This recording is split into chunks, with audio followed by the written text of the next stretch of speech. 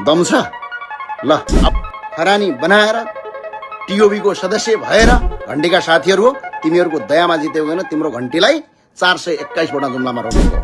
सुरज गौतम, तिम्रो निर्वाचन क्षेत्रमा चुनाव लड्न आउँछु, ल आऊ मलाई जितेर देखाऊ। तपाईँको सहकारी ठगेर आएको, म प्रश्नसँग भाग्नका लागि टिओबी ग्याङको सदस्य हो, म प्रश्नसँग भाग्नका लागि गजेडी ग्याङको सदस्य होइन, म प्रश्नसँग भाग्नका लागि खरानी ग्याङको मेम्बर होइन साथी, राष्ट्रवादी हो, छाती खोलेर लड्न सक्ने क्षमता राख्छु।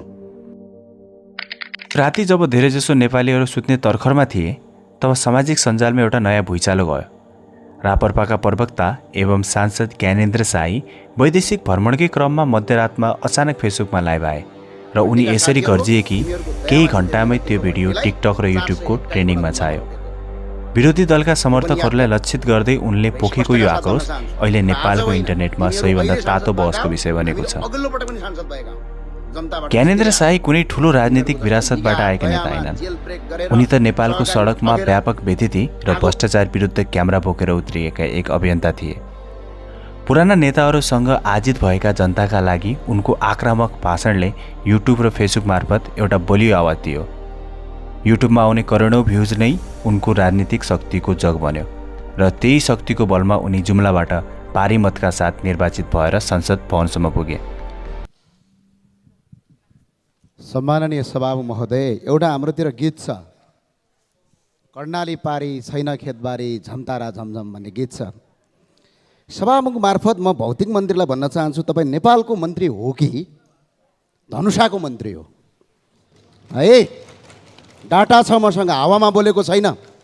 यो देश, म आज सभामुखलाई भन्न चाहन्छु, सम्माननीय सभामुख महोदयज्यू, यो भाषा कर्णालीको, यो भाषा संसदमा नबोल्नुहोस्। यदि संसदमा कर्णालीलाई अपमान गर्नुहुन्छ भने तपाईहरूले आफ्नो भाषा निर्माण गर्नुहोस्। तर विडम्बना हेर्नुहोस्, हिजो सडकमा हुँदा जसरी क्यामेरा र लाइभ उनको हतियार थियो, संसदमा पुगेर देशको सर्वोच्च ओहदामा बस्दा पनि त्यो हतियार फेरिएको छैन। किनभने उनीलाई थाहा छ संसदको गम्भीर बहसले भ्यू दिँदैन, तर लाइभमा आएर गरिने थर्काइले रातारात भाइरल बनाउँछ। अहिले नेपालको राजनीतिमा एउटा नयाँ ट्रेन्ड चलेको छ, पपुलिज्म, अर्थात् सस्तो लोकप्रियताको राजनीति। हिजो पुराना दलहरूले देश बिगारे भनेर नयाँ अनुहारहरू राजनीतिको मूलधारमा आए। रापरपामा ज्ञानेन्द्र साई र राजेन्द्र लिङदेन भने अर्कोतर्फ उदाए। रवि लामिछानेको नेतृत्वमा रासोपा आयो। युवाहरूले सोचेका थिए अब यिनीहरू मिलेर देशको मुहार फिर्नेछन्। तर आजको वास्तविकता के हो? संसदमा देशका ठुल्ठुला मुद्दाहरू जस्तै सहकारी ठगी प्रकरण, आर्थिक मन्दी र लाखौं युवाहरूको पलायनमाथि ठोस कानुन बनाउनको साटो यी दुई नयाँ शक्तिहरू एकअर्कालाई सामाजिक सञ्जालमा खुइल्याउन व्यस्त छन्। ज्ञानेन्द्र साईले हिजो रातिको लाइभमा रासोपाका समर्थकलाई घण्टेका साथीहरू भन्दै जङ्गिनु र अर्कोतर्फ रासोपाका साइबर सेनाले उनलाई काउन्टर दिनु यो कुनै वैचारिक लडाईँ होइन, यो त केवल सामाजिक सञ्जालको एउटा डिजिटल इगोको लडाईँ हो। नेताहरू लाइभमा आएर जति आक्रामक हुन्छन्, तिनका फ्यान र फलोअरहरू कमेन्ट बक्समा उति नै हिंसक र गाली गलौजमा उत्रिन्छन्। यसले समाजलाई कुन दिशातिर लैजाँदैछ? ज्ञानेन्द्र साईको हिजोको लाइभ भिडियोको चर्चा केही दिनमा सेलाउला। पुराना र नयाँ दलहरूको यो सांसदको नाटक पनि चलिरहला। तर हामी आम नागरिकले सोच्ने बेला आइसकेको छ, हामी कहिलेसम्म नेताहरूको यो डिजिटल युद्ध हेरेर ताली बजाइरहने? कहिलेसम्म हामी एजेन्डा र विकास छोडेर केवल गाली गलौजको बजारलाई बढावा दिइरहने?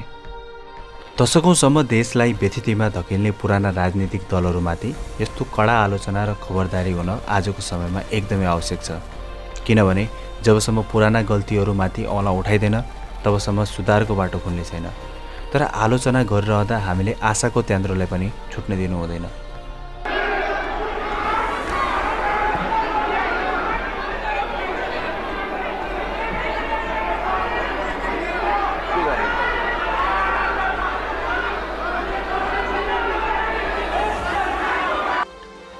नयाँ विचार र नयाँ ऊर्जा बोकेर आएका नेता तथा यो नयाँ सरकारबाट आज सिङ्गो देशलाई ठुलो आशा रहेको छ। हिजोका चुनौतीका दिनहरू जस्तोसुकै भए पनि आजको यो नेतृत्वले आपसी इगो र डिजिटल लडाइँभन्दा माथि उठेर देशमै युवाहरूका लागि रोजगारी सिर्जना गर्नेछ र त्रिभुवन विमानस्थलको त्यो उदास लामलाई सधैँका लागि रोक्नेछ भन्नेमा हामी अझै पनि आशावादी छौँ। यो देशलाई बदल्ने जिम्मेवारी तिनै नयाँ अनुहारहरूको काँधमा छ, जसलाई युवाहरूले विश्वास गरेका छन्। आशा गरौँ उनीहरूले भोलिको दिनमा अझै राम्रो, परिपक्व र परिमाणमुखी काम गरेर देखाउनेछन्। केपी तेरो पाराले